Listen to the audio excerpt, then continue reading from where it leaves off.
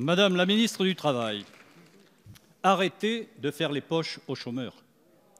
Votre réforme de l'assurance chômage est entrée en vigueur vendredi et touchera encore plus durement nos concitoyens les plus modestes à partir du 1er avril prochain.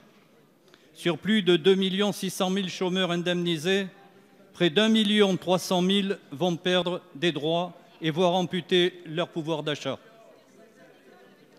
En Gironde, par exemple, sur près de 75 000 demandeurs d'emploi indemnisés, ce sont près de 40 000 qui seront demain encore plus fragilisés par votre décision dévastatrice.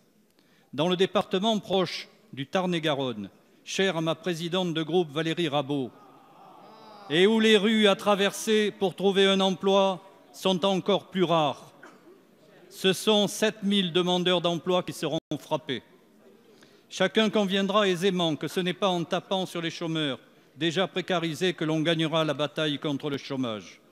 Les problèmes sociaux et la colère vont malheureusement encore augmenter.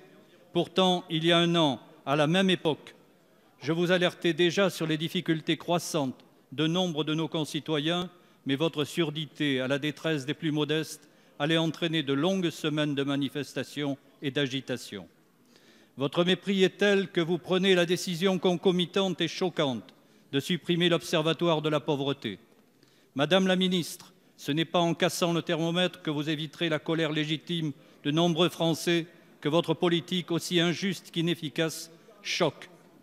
Alors, Madame la ministre, quelles mesures votre gouvernement entend prendre afin d'éviter de créer de nouveaux pauvres et bénéficiaires du RSA parmi les personnes qui enchaînent les missions de courte durée, les saisonniers, les jeunes qui entrent péniblement sur le marché de l'emploi, ceux qui ont recours au cumul emploi-chômage. Merci, monsieur le député. Les personnes à temps et les grands perdants de votre... La parole est à madame Muriel Pénicaud, ministre du Travail. Monsieur le Président, Mesdames et Messieurs les députés, Monsieur le député Alain David. On a un combat commun, il y a un désaccord profond. Le combat commun, c'est la lutte contre la pauvreté, contre la précarité et la conviction que c'est le travail qui sort de la pauvreté. La vraie trappe à pauvreté, la pauvreté qui dure, c'est le chômage. Et donc notre priorité depuis 2 ans et demi, c'est la lutte contre le chômage.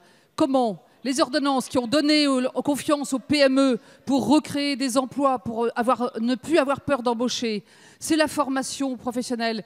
L'année prochaine, il y aura 960 000 demandeurs d'emploi et jeunes en formation. On n'en a jamais fait autant. C'est l'apprentissage. Et dans votre département, c'est plus 15% d'apprentis au premier semestre grâce à notre réforme de l'apprentissage. Et puis sur l'insertion, je vous invite demain à voter mon budget. Il y a 1 milliard d'euros pour l'insertion par l'économie qu'on n'a jamais fait autant dans notre pays. Car nous croyons aux entreprises d'insertion, à l'insertion par l'économique, aux entreprises adaptées, aux territoires en chômeurs, à toutes les innovations qui permettent d'avoir un tremplin vers l'emploi.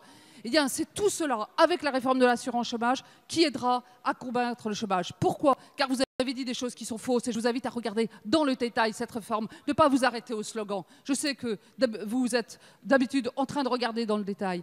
Pourquoi ce n'est pas vrai?